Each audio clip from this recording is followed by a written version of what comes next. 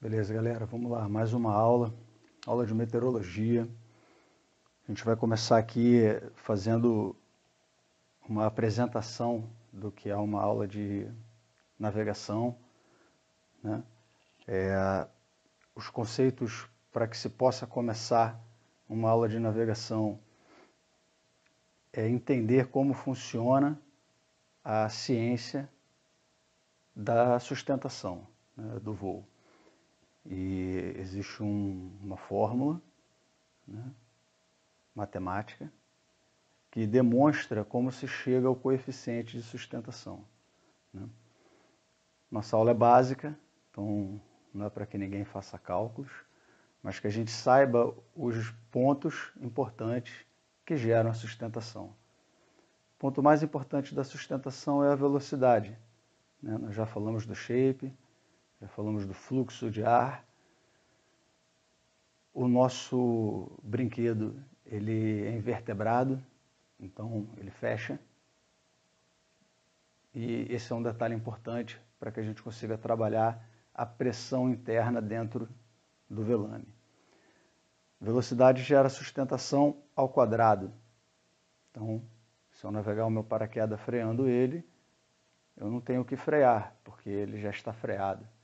Consecutivamente, menos sustentação, porque o fluxo de ar no shape é pouco, né? A densidade do ar é muito importante na relação da sustentação.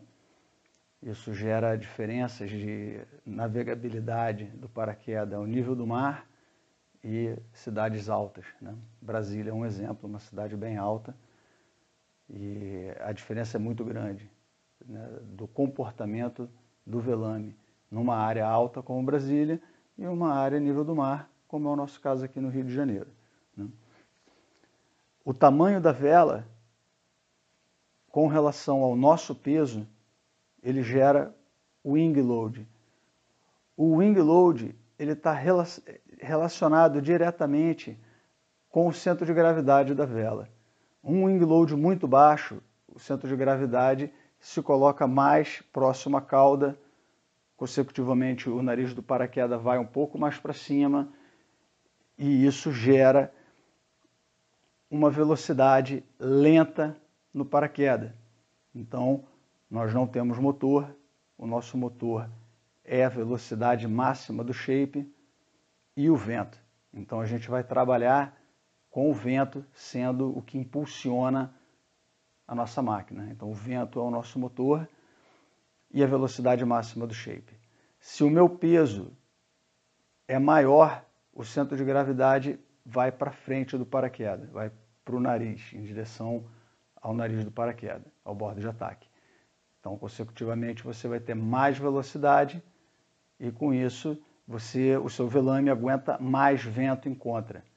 Então, a relação de quanto o meu paraquedas avança é qual a velocidade máxima do meu equipamento e qual a velocidade do vento.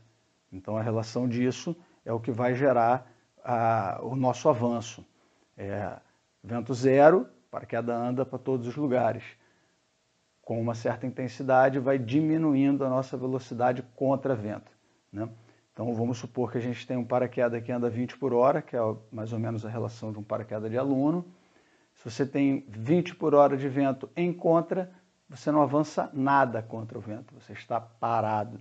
Se o vento aumenta, então se ele aumenta para 25 km por hora e você está contra vento, o que vai acontecer é que você vai andar para trás 5 km. Você está 5 km por hora andando para trás.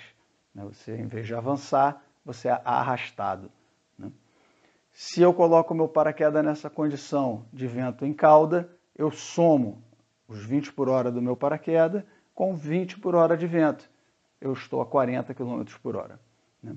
A compreensão disso é a capacidade de você escolher uma área segura num caso em que você não está na área prevista. A gente vai falar sobre isso já já. A meteorologia é fundamental. Então, a compreensão da meteorologia faz com que você determine o melhor momento para saltar ou cancele um salto, No nosso caso agora, o instrutor, né, vai estar fazendo isso para vocês, mas é importante que, salto a salto, vocês busquem isso, tragam dúvidas, e assim a gente vai evoluindo, né? O que eu vou colocar agora são detalhes importantes para que nós sejamos capazes de, após o cheque visual e funcional, entender a situação que temos e tomar a melhor decisão no menor espaço de tempo, analisando todas as variáveis, né? Principalmente em situações não planejadas, né?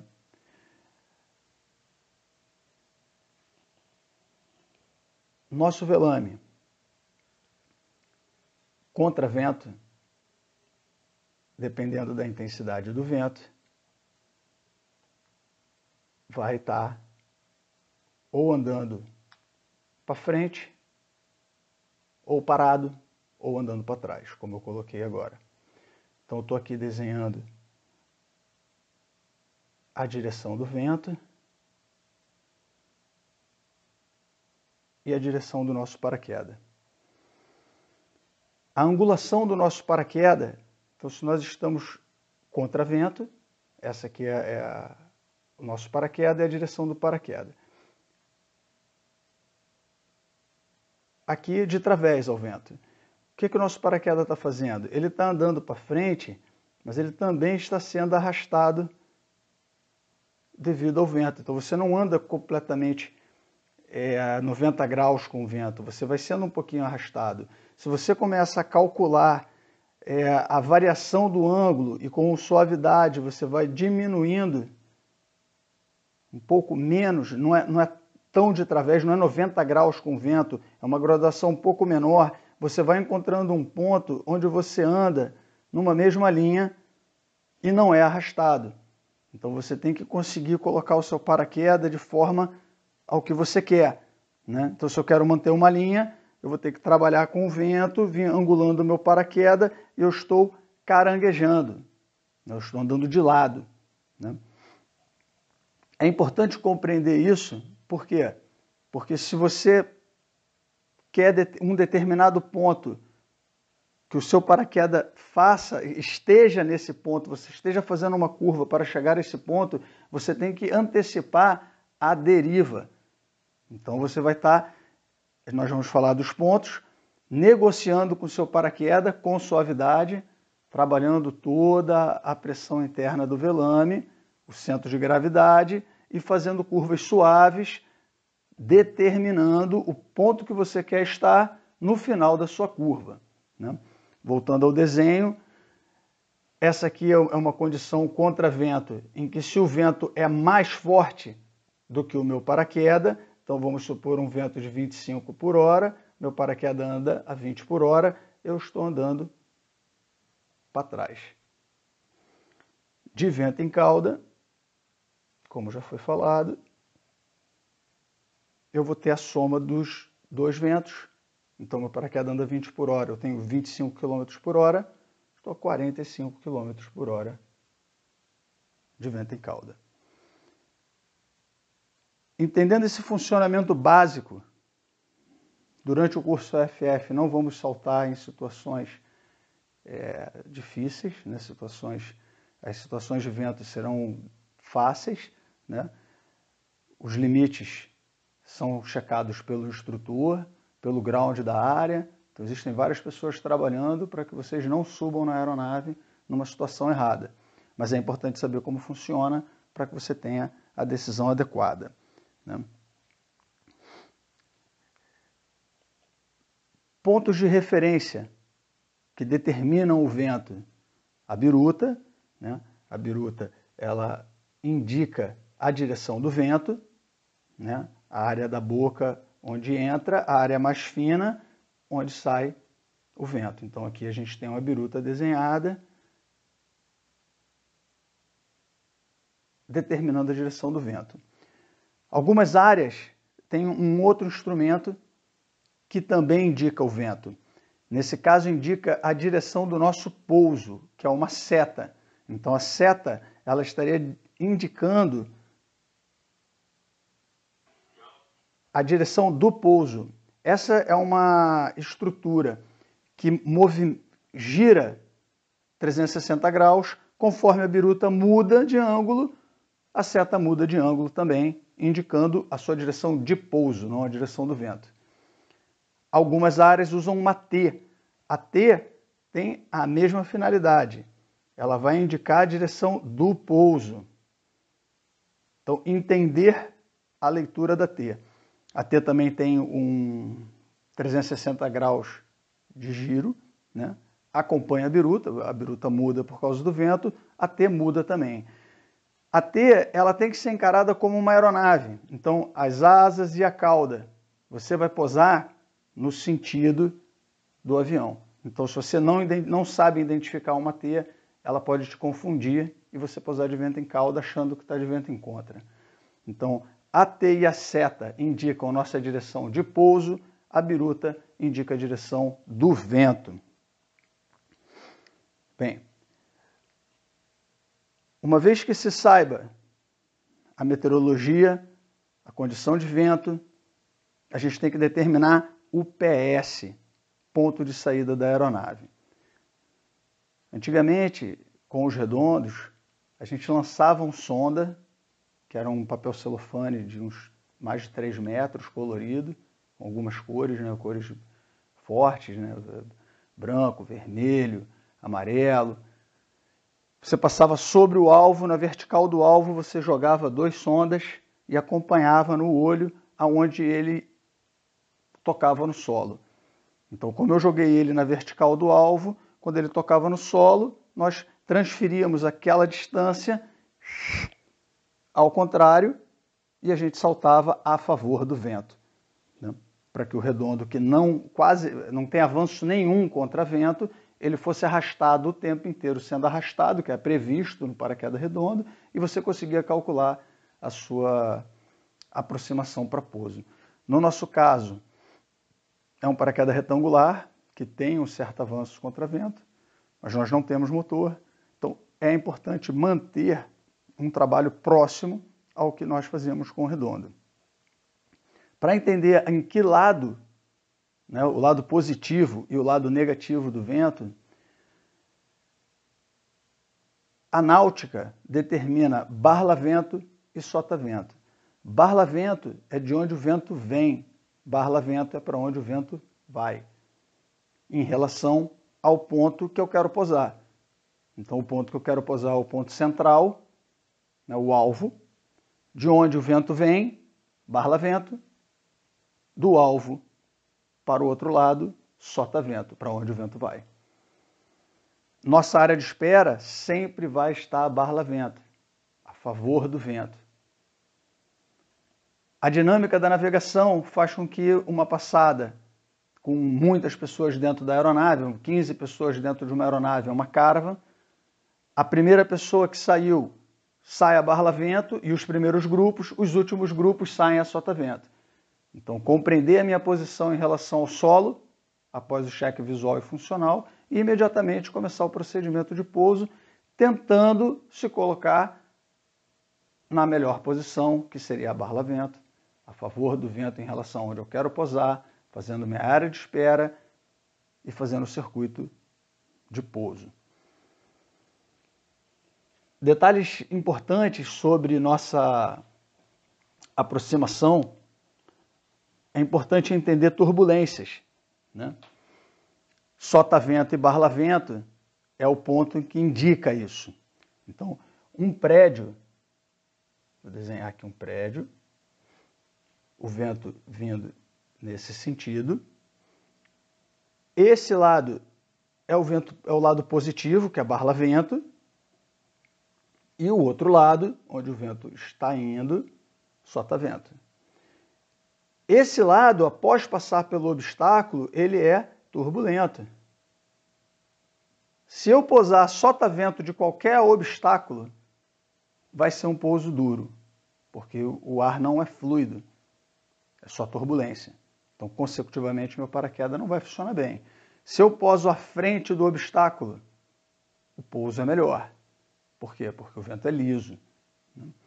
É importante compreender isso para que você decida uma área segura, principalmente quando você está fora da área prevista, né? Essa informação, são informações básicas, né, em que vamos estar repetindo muitas vezes, para que você possa fazer um plano de voo. Então, compreendendo isso, eu sou capaz de fazer um plano de voo. É importante acrescentar a observação. Então, observar os outros paraquedas navegando. Então, enquanto não temos experiência, é importante que o primeiro salto do dia seja uma observação. Então, você vai até a área, você poderia se manifestar no primeiro voo, e o que você vai fazer? Você não vai saltar no primeiro voo, você vai observar o primeiro voo.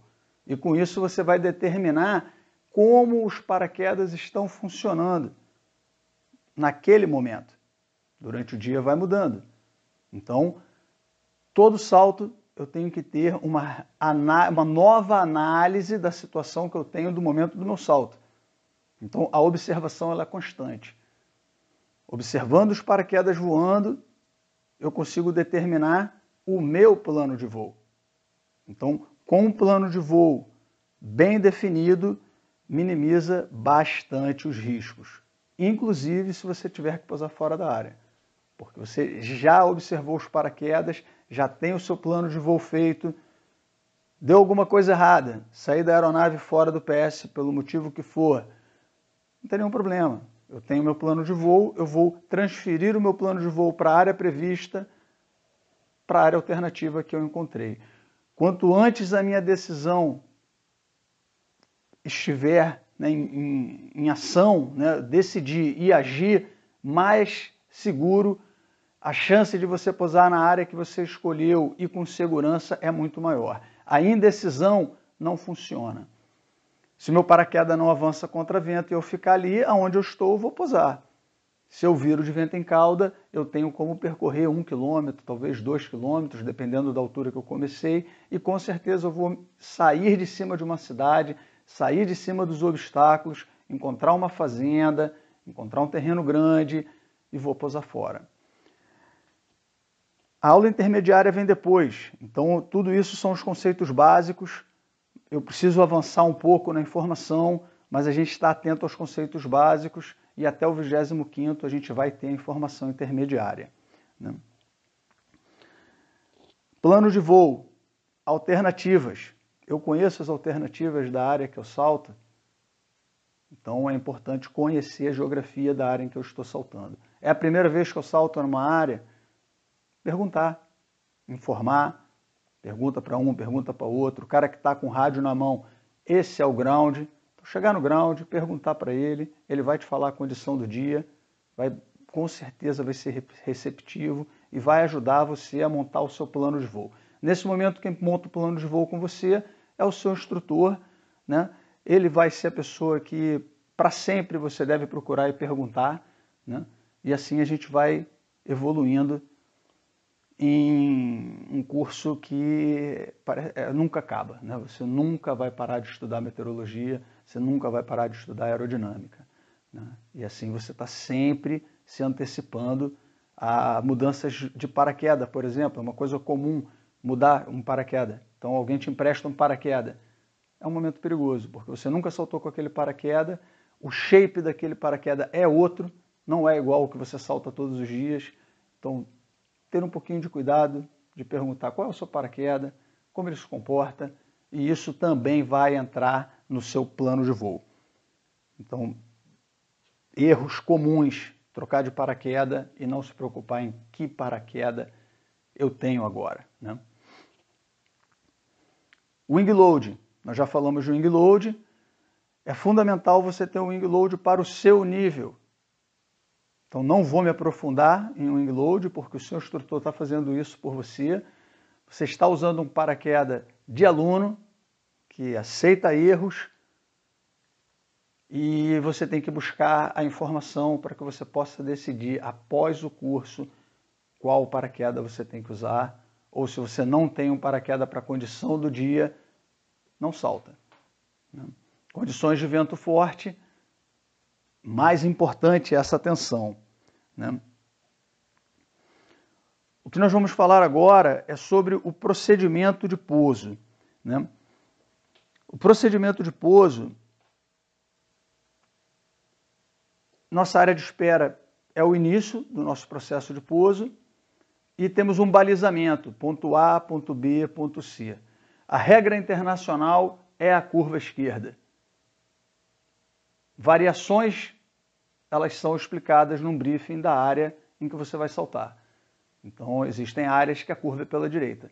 Nesse caso, a área vai te explicar por que a curva é à direita, em quais condições a última curva se torna à direita, mas importante que se ninguém te disser nada, a última curva será sempre à esquerda. Então, toda a minha aproximação de pouso, sendo respeitada por todos os paraquedistas, minimiza a chance de ter uma pessoa em reta convergente, né? Uma pessoa virando pela direita e outro virando pela esquerda, e retas convergentes a baixa altura. Então, o balizamento do nosso circuito de pouso é para que evite-se colisões. Então, a disciplina e o respeito é fundamental, né? Vamos lá. Barlavento e sotavento, né? Então, temos um alvo. Nosso alvo é o centro.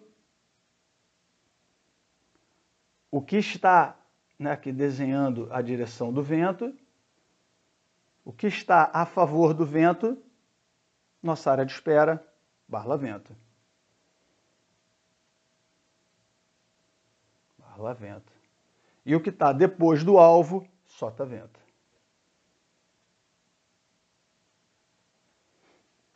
Então, se você traçar uma linha no meio, você tem a sua área de espera e a sua aproximação para pouso.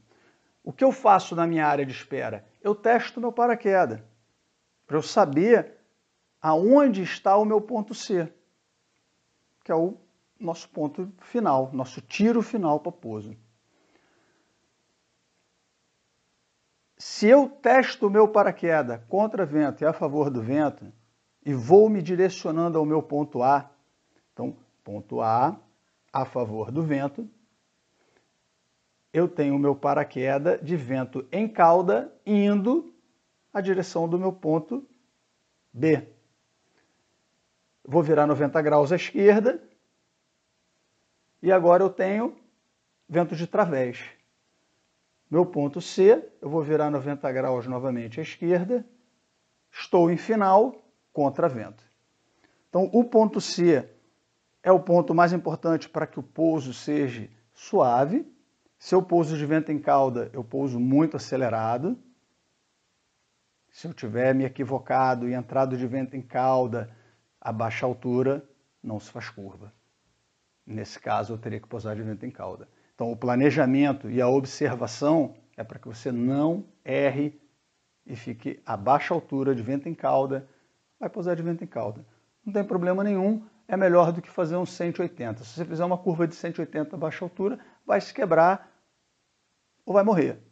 O paraquedas acelera muito, não vai ter tempo de recuperação, isso já foi falado na outra aula, você vai impactar, mesmo que você puxe o freio, não vai reagir o seu paraquedas, porque foi uma curva muito agressiva a baixa altura. Dentro desse procedimento, área de espera, ponto A é uma baliza e nós vamos colocar a baliza a 1000 pés. Ponto A. Ponto B, 600 pés. Ponto C, 300 pés. Bem, quanto mais baixo, mais difícil de entender nosso altímetro, um altímetro analógico, ele não vai funcionar muito bem a partir de 500 pés. Então, é visual toda essa relação que nós estamos falando. 1000 pés e 500 pés é uma referência importante, ponto A e ponto B, né? Intensidades de curva. Quanto mais baixo, menos intensidade de curva. Então, entre 1000 pés e 600 pés, a curva máxima que eu posso fazer é um 180. Então, na minha área de espera, eu posso fazer uma curva de 360 graus. Se eu fizer muitos 360 graus, o que vai acontecer? Se chama uma espiral, e enquanto eu estou fazendo essas curvas, eu estou me deslocando no vento também. Então existe uma deriva. Se houver alguém com paraquedas aberto abaixo, na linha da sua deriva, enquanto você está fazendo as espirais, vai colidir com outro paraquedas. Uma situação que já aconteceu. Por isso é proibido fazer as espirais. Você pode fazer um 360 quando você tem dois paraquedas no mesmo nível. Então eu sou mais pesado que o outro paraquedista, eu tenho compreensão, quem é, às vezes você reconhece. O ideal seria que você reconhecesse o paraquedas do seu amigo e aí você sabe se ele é mais pesado que você, se ele é mais lento que você.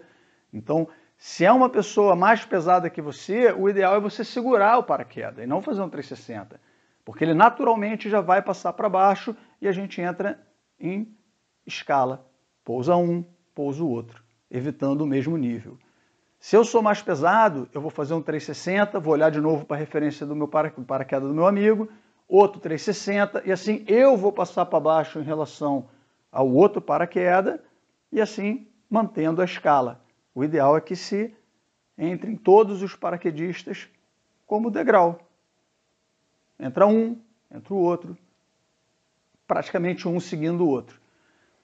Falar seguir não é bom, porque você tem que observar as pessoas posando e determinar se a pessoa posou de vento em cauda ou de vento em contra. E aí você compara com a sua decisão, enquanto você está na área de espera, você está vendo uma pessoa posando, você fala, pô, aquele cara posou contra vento, então aquela ali é a minha entrada. Então você usa como uma referência, mas não para imitar. É importante você avaliar a sua decisão com os outros paraquedas posando. Vou ficando mais baixo, vou diminuindo a minha intensidade de curva. Entre o ponto B e o ponto C, 90 graus. Já não posso fazer uma curva de 180. Para fazer uma curva de 180, eu perderia muita altura e mudaria completamente a minha aproximação de pouso. Do ponto C até o nosso objetivo, que é o alvo, eu posso fazer curvas de 45 graus. Por que eu faria uma curva de 45 graus? Se eu colocar a minha final, meu ponto C, muito alto, pode ser que eu passe do meu objetivo e o que eu tenho depois. Então, a reta final é importante que seja uma reta livre de obstáculos. Se eu tenho um obstáculo ao final da minha reta e o meu ponto C foi mal calculado, eu vou navegar muito e vou colidir. Então, a curva de 45 graus, ela me permite fazer pequenas correções para estar no ponto em que eu quero. A suavidade dos movimentos é a questão que nós estamos falando. Então, movimentos agressivos, o centro de gravidade movimenta agressivamente, seu paraquedas perde sustentação, vai precisar de alguns segundos para que entre novamente o ar dentro dele, que volte a ter pressão total, que o centro de gravidade volte ao centro. Agora eu tenho um novo freio. Então, é importante que as curvas sejam suaves. Correções não são curvas. Então, o que nós estamos falando do 45 graus entre o ponto C e o pouso pode ser ocasionado por distribuição de peso.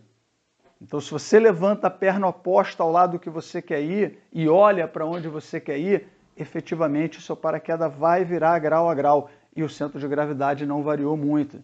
Então, a distribuição de peso faz com que o seu paraquedas faça curva. Essas informações é para que você teste o seu paraquedas.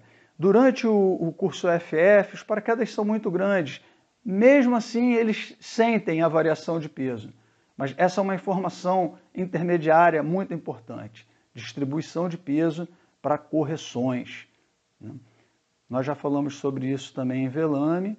Então, o paraquedas a meio freio, se eu levanto a mão oposta ao lado que eu quero fazer a curva, eu também estou fazendo uma curva em que o paraquedas não muda o ângulo agressivamente. Você faz uma curva reta, uma curva flat, uma flat turn.